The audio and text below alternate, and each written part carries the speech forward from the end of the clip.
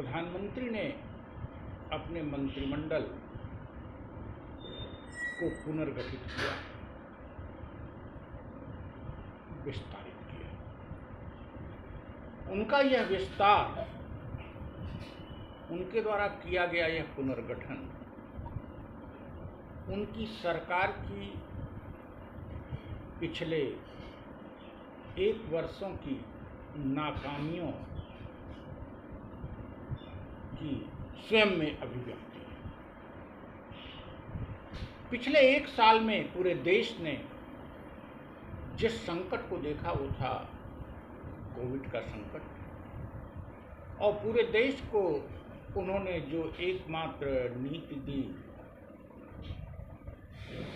वह थी शिक्षा नीति, जिस पर बहुत बड़ी बड़ी बातें की गई, तथा जो एकमात्र विवाद उभरा वो था टेलीकॉम कम्युनिकेशन में सोशल मीडिया से संबंधित। इन तीनों ही मंत्रियों को उन्होंने बदल दिया। स्वास्थ्य मंत्री हर्षवर्धन जी को हटा दिया गया। क्यों हटा दिया गया? पूरा मूल्यांकन करने के बाद हटाया। पूरा देश जानता है कि मोदी सरकार कोविड संकट का सामना करने में अक्षम रही है, असफल रही है, और इस महामारी के आगोश से बचाने के स्थान पर अपनी निकम्मियत, अपनी नाकामियों, अपनी असंवेदनशीलता से देश को असुरक्षा के माहौल में छोड़ दिया। मोदी जी स्वयं प्रमुख घोषणाएं करते थे। स्वास्थ्य मंत्री थे हर्षवर्धन जी, और अपनी घोषणाओं को छिपाने के लिए हर्षवर्धन जी से वक्तव्य दिलवा देते थे। इस सीमा तक वक्तव्य दिला दिए कि पूर्व प्रधानमंत्री को हर्षवर्धन जी जो है अमर्यादित भाषा में पत्र लिखते हैं। यह सब करते रहे और अंत में हर्षवर्धन जी को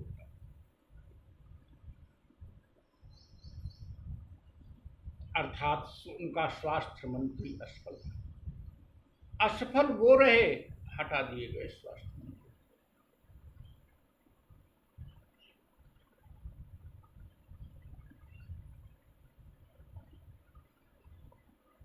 शिक्षा नीति पर बड़े बड़े व्याख्यान दिए जाते रहे कि हम नई शिक्षा नीति दिए हैं, और जिस शिक्षा मंत्री ने ये नीति दिया पोखरियाल निशंक, उनको हटा दिया।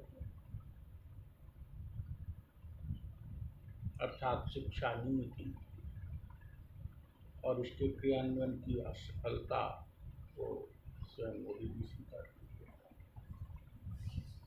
रविशंकर जी चाटुकारिता की सीमा तक चले गए पिछले 6 सालों में। मोदी जी को जस्टिफाई करने के लिए क्या क्या नहीं बोले,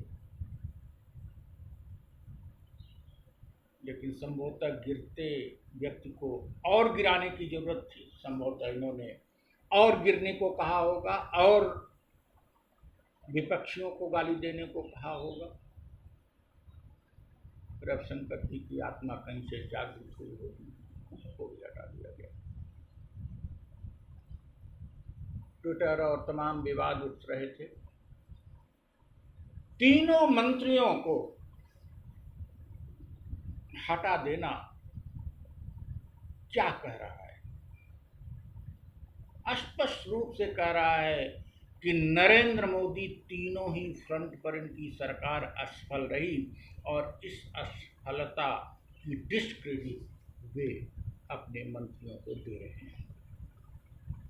यद्यपि जनता जानती है इसकी डिस्क्रेडिट स्वयं नरेंद्र मोदी पर ज्यादा है इन मंत्री अपेक्षा।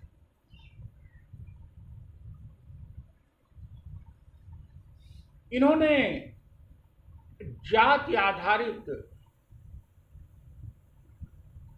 राजनीतिक दलों को मंत्रिमंडल में स्थान दिया। लोक जनशक्ति पार्टी को विघटित करा के विघटित अंश को मंत्रिमंडल में जगह दी।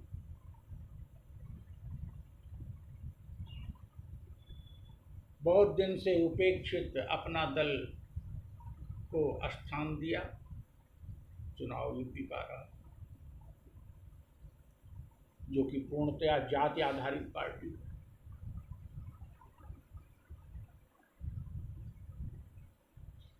ऐसा भी हो सकता है, ऐसे ही पहले वित्त मंत्रियों को बार बार हटाया गया, लेकिन सारे प्रयोग असफल हो गए, तो अब निर्मला सीतारमण से काम चला रहे हैं। निर्मला जी के अतिरिक्त अब कोई तैयार नहीं होगा संभवतः वित्त मंत्रालय में।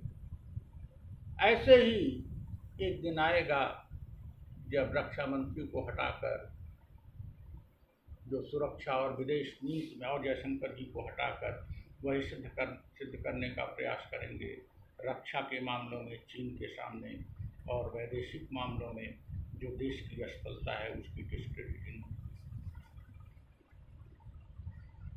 वाह नरेंद्र मोदी और नरेंद्र मोदी की इस नकारात्मक चतुराई, इस क्लेवरनेस को क्या उनके मंत्री नहीं जानते हैं, लेकिन उनकी आत्मा को उन्होंने, उनकी अस्मिता को उन्होंने समाप्त सा कर दिया।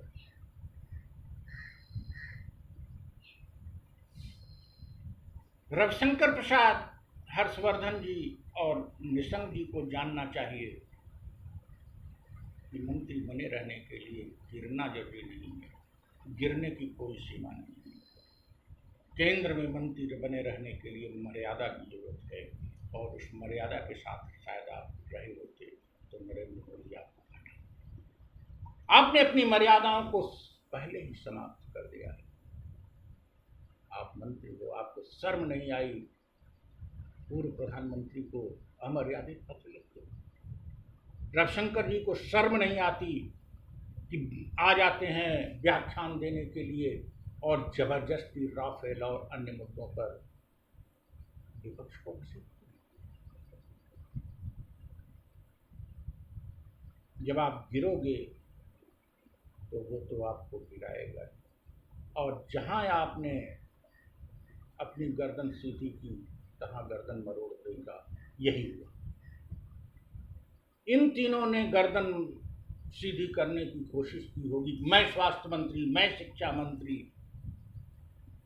मैं टेलीकॉम मिनिस्टर, और गर्दन मरोड़ दी। यह एक नैसर्गिक नियम है। इतने उच्च पद पर रहकर अपनी आत्मा को बेचना, अपनी अस्मिता को गिरवी रखना, अपनी मर्यादा का ख्याल न रखना आप सबको भारी पड़ा। और प्रधानमंत्री ने अपनी असफलता को आप लोगों की असफलता के रूप में परिभाषित करने की कोशिश की, जो कि उनकी अपनी शैली है। यह शैली भारत जैसे लोकतांत्रिक देश, भारत जैसे सांस्कृतिक देश के प्रधानमंत्री को कहीं से